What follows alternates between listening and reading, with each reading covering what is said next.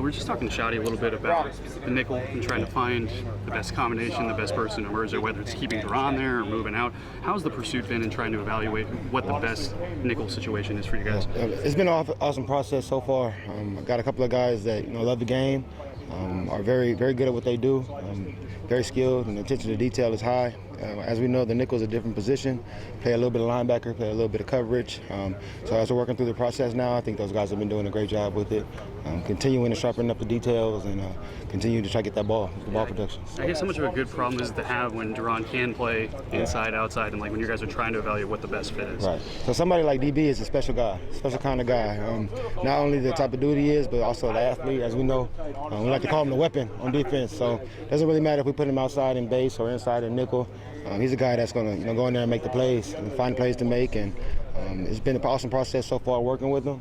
He's continuing to get better at both spots, and like I said, he's an awesome weapon for us to have. So. Keemon Hall is a guy that's been kind of popping a little bit in the nickel. What have you seen from the other options there at nickel so far as you guys are trying to figure that out? Yeah, so Keemon Hall has been having a great camp so far, a great off season. The attention to detail that this guy brings to work every single day, trying to perfect his craft, trying to become the best player he can be. I mean, it's been awesome to see him grow.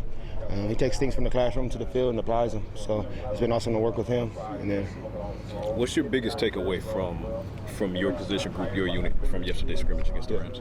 The biggest takeaway for me is to continue to sharpen our tools up. Whether that be reading the blocks in the run and then shooting our gaps when need be, or having tight coverage in the pass game. I think they're getting better. It's a continuous process. But each day we're going to go in and continue to nab at it. So. What's the value? Because obviously last season you guys were just so struck by the injury bug and depth became an issue. How important is it for these reps to be gotten by some of these younger guys? Oh, yeah, it's important. Like we say, it's a long season. A lot of these guys, especially the young ones, they don't really realize how many games there is or how many snaps are in a season until we get well into it. So being able to have a couple of different guys ready in case injury or something like that does happen, which is common around the league, it's very important, very important. So. You were one of the few coaches that kind of were able to stay from last year to this year and kind of come back.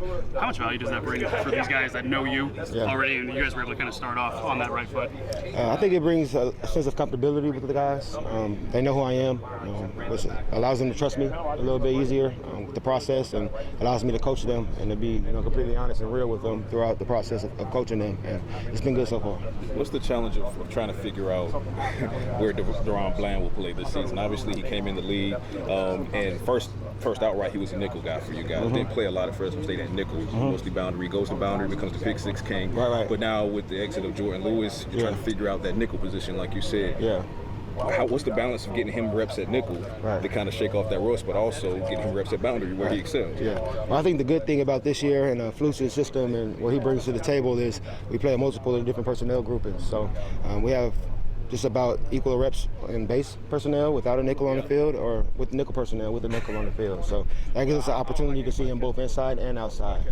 Kind of like I mentioned earlier, it doesn't really matter where we put him. It's just about sharpening those details where he is at that time for him to excel at that role. And when he's given the reps at nickel, how's Israel Mukuamu looking this season? Yeah, when he's giving the reps at nickel, Israel, he's doing well. He's doing well. He's focused on the details. He's another guy that's been moving inside and outside, which can be a lot for some guys. And the way he's approached it, the way he's taking advantage of every single day and opportunity. I mean, he's on the growth. He's trying to get better. I mean, he's doing the right things that we ask him. Trying to take the classroom to the field, and I'm excited to see how he does during the preseason. Jordan Lewis had that traumatic injury and then really became someone you guys could count on last year in the nickel. Just when you lose a guy like that, how hard is it to kind of replicate what the consistency that Jordan had brought last year at the nickel? Yeah. Obviously different systems. Right, yeah, different systems, but I mean, one thing about the Dallas Cowboys I can speak of is they have the right guys here. So if you were here last year and you were paying attention to how Jordan worked, it's kind of part of your DNA as a player already, and I think Will does a good job of bringing the right kind of guys in here that want to be great, that want to win, that want to be tough and be the best at their position or at their role. And when you have a roster full of guys like that, then it isn't too hard, to get the next guy up because he should already be in the training.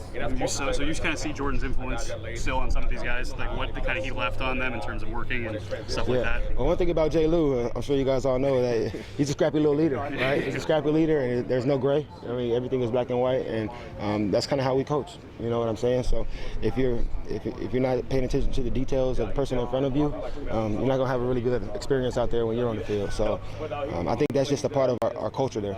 You know, it's really a culture thing. Thank you. First preseason game, this is my last question. First preseason game, that's one part of it. The other part of it is a lot of youth and also guys trying to make the roster. It's not going to be a perfect outing. What would it take for you after the game to sit back and say, okay, I know we have to grow in this area, but I like the progress. Yeah. Well, one thing is the play style. You know, that's a non-negotiable here. So you got to be running and hitting, right? And I think we got a good group of running and hitters. So if I can see that jumping off the film as far as the ball production, you know, making the plays that they're supposed to make, taking those extra shots on punching the ball out, I'm like, okay, we got something to work with there. And I think they've been doing a good job of that so far. Appreciate it. Yes, sir.